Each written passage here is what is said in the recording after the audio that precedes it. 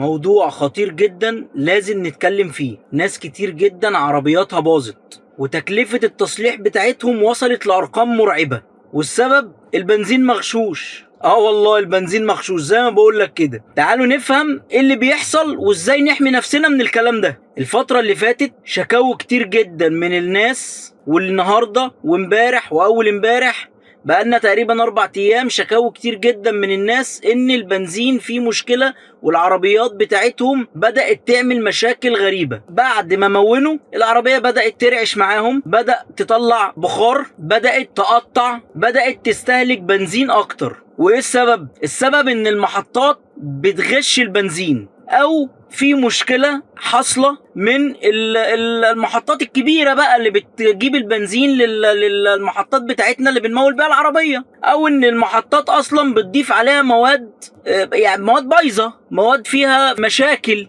يعني مثلا بيخففوا البنزين بمادة اسمها الكيروسين. لو عربيتك حصل فيها الحاجات دي، الاعراض دي، بعد التزويد، بعد ما تمون، لازم تجري على مركز صيانه. ايه هي الاعراض يا كابتن؟ اقول لك ايه هي الاعراض.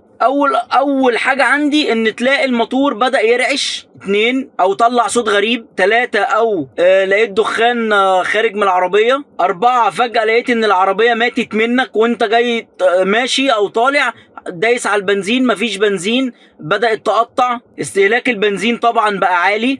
لمبة الأعطال بتاعتك نورت. كل الحاجات دي تقول ان البنزين اللي دخل لعربيتك فيه مشاكل. نعمل ايه بقى لو انت شفت الاعراض دي عندك؟ ازاي نحمي نفسنا من كل الكلام ده؟ اول حاجة حاول تمون من محطة موثوق فيها او انت بتمون منها في كل مرة.